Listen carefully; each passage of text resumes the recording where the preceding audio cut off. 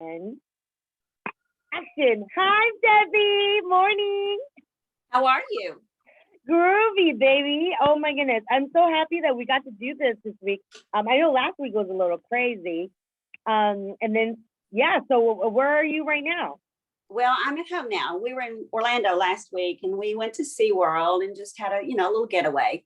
Oh, But with it's spring family. break, so I've got three children running around the house. So if we get interrupted, you'll know what's going on. But see, But that's okay because that is the life of a lunch lady. that's right. That's right. So Yeah. So thanks for coming on the Mama Chang show. And so what? Today is March 29th. It's like spring started. So you're over in Tennessee, right? correct. Uh-huh. Yeah. And then so I wanted to know, like, how did you, like, come about is becoming a lunch lady? So tell us your Okay. story. Okay. Well, I taught home economics for 10 years, actually 12, because taught in Missouri and Kentucky before coming to Tennessee. And then, but my degree was in foods and nutrition and dietetics. That was my master's. So I loved the aspect of the food service and always wanted to be involved in it. And so one summer, I was actually directing Bible school, and the personnel director for the school system called and said, I've been reviewing our files and I'm looking for a candidate for a child nutrition director. And you meet all the criteria. Are you interested? And I said at first, that's what I've always wanted to do, but my children were small at the time. And so I thought, I don't know if I want to work 12 months because I have my summers with my children. Mhm. But anyway, I went for the interview, and he went through the little questions, and then the director of schools came in and he said, I know Debbie Mobley and I know her capabilities. I've been in her classroom and I want her. So I that, love it. So which school district was this? which I'm sorry, school Oh, system. district. Mm-hmm. It was Clarksville, Montgomery County. And I started that, and I stayed in child nutrition for 35 years. Well, actually I did 25 years, excuse me, 35 total, with 10 in education and then 25 in school nutrition.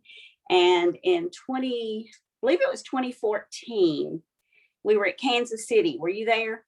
No, Kansas Okay, City. well, we were at Kansas City at the ANC, and my mother called. I had just walked into the convention center, and my father had a serious mowing accident. So I didn't even get to stay. So I turned around, flew back home, and he was in the hospital for 3 weeks.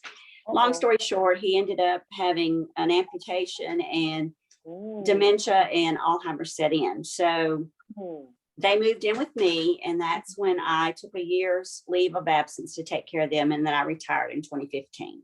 But Wow. Look at but that. it wasn't, I loved every aspect of it. It was, I always said, the difference in teaching and the difference in child nutrition, you had a set plan every day when you were teaching, but there was something new and exciting every day. No 2 days were ever alike, so Exactly. it was fun. Exactly. So that's part of the reason why you stayed all those years, right? Right. I mean, I would still be there today, but I still have my mom with me, and I would still be there today. But then there were some challenges came up. You know how that goes Of course. with work and the politics and all that stuff. So, Oh, I mean, do you have any crazy stories to tell us? well, one of the funniest I remember, when I first started out. You all try to dress so professional. You got to wear your little heels and your suit and all that stuff. Well, finally, I went to the director and I said, do I need to continue to dress this way? It's hard for me to demonstrate to my employees how to do certain things dressed like this. And he said, no, you dress for success. So, but anyway, back to my story. Here I go in my high heel shoes and my, tailored suit. And I go into this cafeteria, and the lady is having a real hard time making mashed potatoes. Oh boy. And this was when we made things with almost from scratch, and she had slung mashed potatoes were all over the floor. People were walking through them, and the manager was seriously ready to kill her. I mean, that's how bad it was. So I called the assistant personnel director, and he came out because, we had to kind of tread water and, walk on ice, as they say, Uh-huh. because you don't want to hurt their feelings and so forth. Right. And he walked in and he just shook his head and go, Oh yeah. so I got the manual out for her to learn how to use. It was like a Hobart.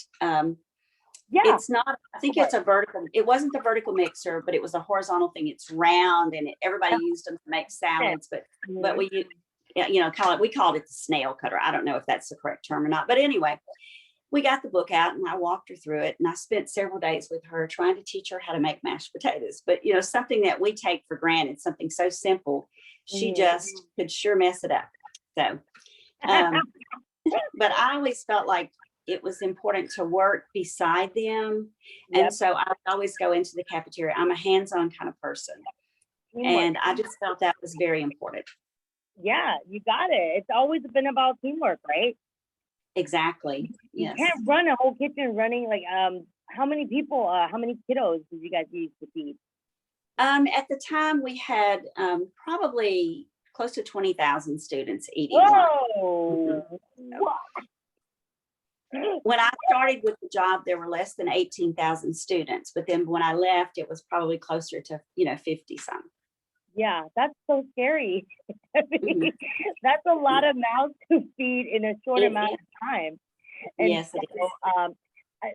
So how did you keep your sanity, Debbie? Like, what? And I'm not noticing that you said you wore heels during cooking. I did at the first few months, and then I like I said, I asked the director of schools, because I would go in there and think, oh my word, I'm going to slip down on this stuff. Yeah. And so but all the other supervisors in all the other areas were like, I don't mean this the way it's going to sound, but kind of fuddy-duddy about, oh well, we got to always wear suits and heels and all that. But I feel like I made a definite connection for me, because I would go in and I would have on a similar uniform to what they were wearing, and this safety. I wore the safety shoes, I wore the hairnet, I walked the walk and talked the talk, is what I did. No, I figured, but because the only my lunch lads and ladies, all I know is that they have the slip resistant shoes.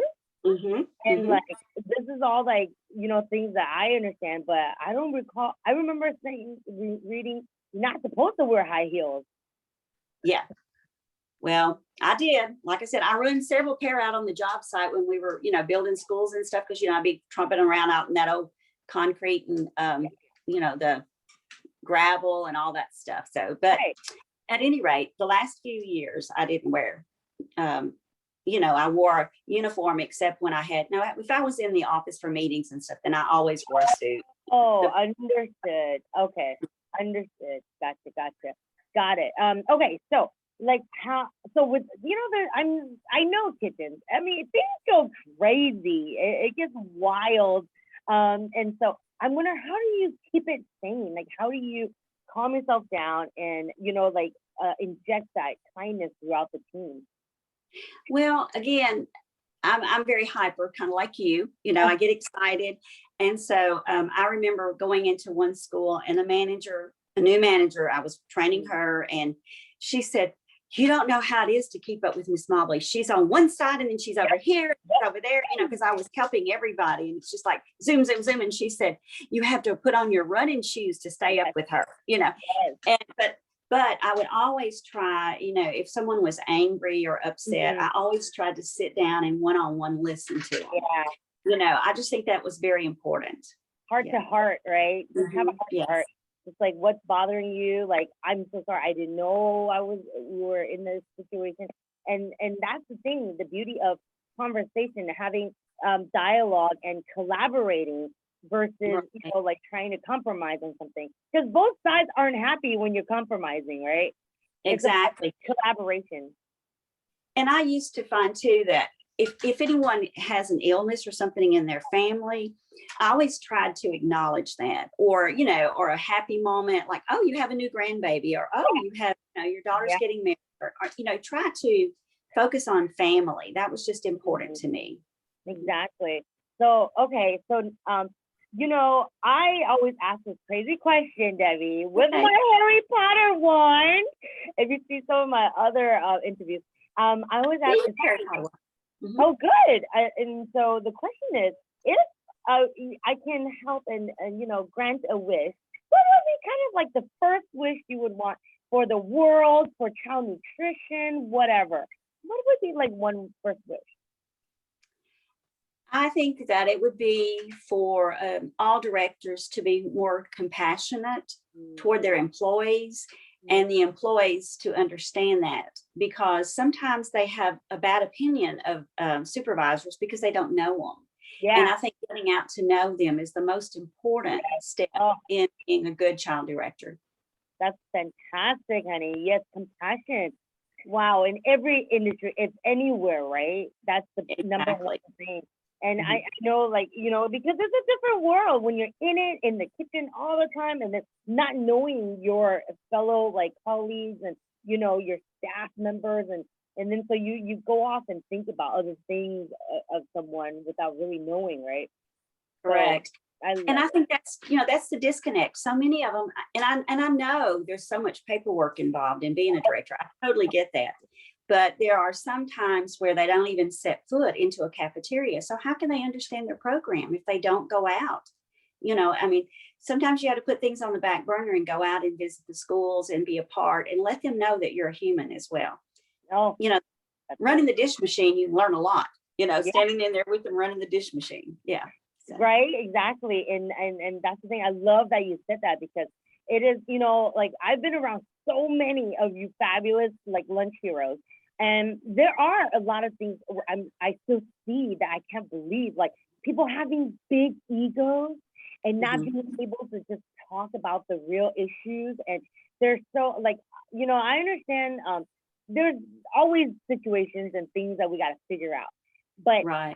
I believe when you're transparent, that's how you really figure out issues, when you know what the guts and what you're dealing with versus trying to cover it up or hide it or whatever. And how do we move forward, right? If we can't even just talk about the real what's in our face right now. Um, Mhm. do you have any recommendations, suggestions, for schools that may be dealing with, it could be superintendents that are not supportive of the program, there's parents that are not supportive of the program, of, universal feeding or even our child nutrition program. Anything thoughts you can give us? Well, I found I was really kind of shocked in when I took over the position in the fact that the principals really did not respect Mm, the people in the cafeterias. Now, I'm not saying all of them are that way, oh, of but course, there was a large majority at the time. They yeah, didn't feel like it mattered that they infringed on their time and changed scheduling and things of that nature. And just getting them to feel confident enough to go in there and talk to their principals and get involved in the school environment is very important, because I think so many times they feel belittled yeah. by people who are more educated than they are, Mm. you know. Yeah, So, and I would like to see them whip up all this food within how many hours and oh feed yeah, thousands of kids through 30 minutes, like a it's 30-minute amazing. line. I mean, Mhm. that takes massive skills and organization and just like, boom, boom, boom, boom, like working with 6 arms. Well, and too, I think people feel like the food service people are mean, but they're just following the rules, because if they have to feed, like you say, masses in 30 minutes, they're nervous and they're trying to meet I their goal, so. Exactly. And so, like, personally, I think that we need longer lunch period, and I know that's gonna really impact the schedule and how long kids stay at school and whatnot. But what I understand is that it's really difficult to get in line and then actually make it through the line to pick out your lunch, and then there's hardly any time left to eat. Mhm. And like, how do you feel about that? Like like they have to scarf down the Well, food. I think it's really doing an injustice to the kids, for one thing, when they can have, so when I call it silverware, to me they need a fork, knife, and spoon, and they need to learn how to use them. Yeah, Instead, they're eating all these finger foods so they can just shove them in their mouth and yeah. get on to the next thing. and there's no time for socialization, Yeah. So that's why some of them don't eat, because they want to interact with their friends. Yeah. And I know I have a granddaughter in kindergarten, and she eats a couple of days a week, but the majority of the time she carries her lunch because of the time involved in going through the line and, making her choices, or them actually making them for them and putting them on their plates, some cases. And then they have no time to eat. And then I think it's causing children to become nervous. And also I think that's where some of our obesity is coming in. They're just, cramming food in, and they're not filling their nutritional needs. And so they're just eating more, junk. So exactly. And I'm so glad you touched on that, because this is something that I'm very passionate about. And what I see across America with all the kitchens I've been through and all the conferences and all the kiddos I get to meet and have a pleasure of feeding, it's, it's something that I believe we need to address. Like, I know we've been trying to address it, but to be really out there and say, look, you guys, this is like not working. This model that we have from back in the day is not working, because you can see the statistics, you can see all the kiddos, what's happening in their body language, and it's like and the hangriness, right? Hangry, Debbie? Angry, I know hangry, yeah. Hangry. And in test scores and all this stuff, it matters on how we teach them how to eat, like the timing and the process. But you know what?